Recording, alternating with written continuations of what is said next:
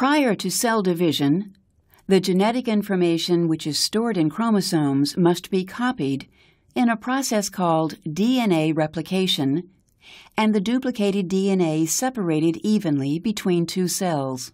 Understanding of DNA replication comes largely from studies of E. coli, bacteria that are found by the billions in the large intestine.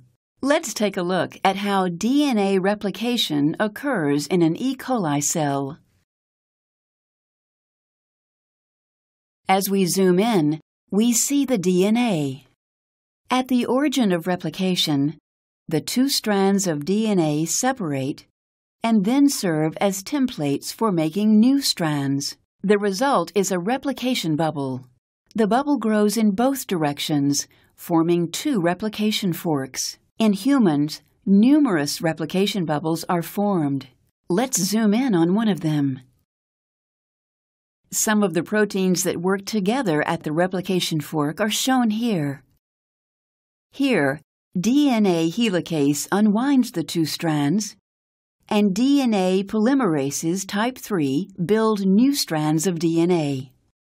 A critical component of the DNA polymerase III protein is the DNA clamp protein, which prevents the polymerase from dissociating from the template strand.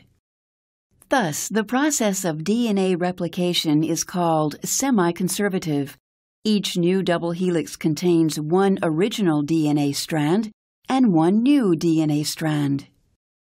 Because strands in a DNA double helix run in opposite directions, the new strands must be made in different ways. One new strand, the leading strand, is built continuously and forms from its 5' end to its 3' end. The orientation of the other new strand, the lagging strand, is opposite to the working orientation of DNA polymerase III, and thus the lagging strand must be built in fragments, called Okazaki fragments, in the 5' to 3' direction using multiple primers. First, let's focus on the leading strand. DNA polymerase III builds a new strand of DNA by adding DNA nucleotides one at a time.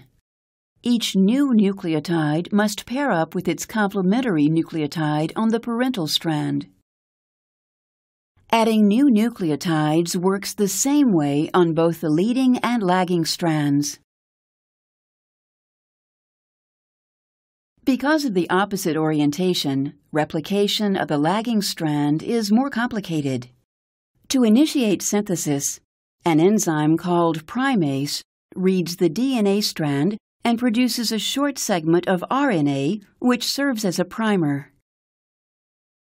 A DNA clamp protein surrounds the DNA and attaches to DNA polymerase III, which builds the rest of the new fragment of DNA until it reaches the previously synthesized Okazaki fragment.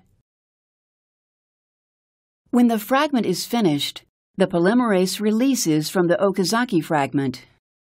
How are Okazaki fragments of the lagging strand joined together? A different DNA polymerase I, removes RNA and replaces it with DNA. However, it cannot finish connecting the Okazaki fragments. An enzyme called DNA ligase joins the Okazaki fragments together.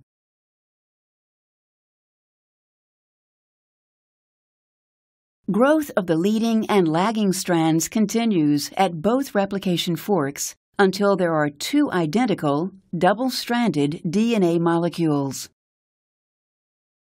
Although bacteria are very different from humans, the process of DNA replication in bacteria is similar to what happens in your own cells.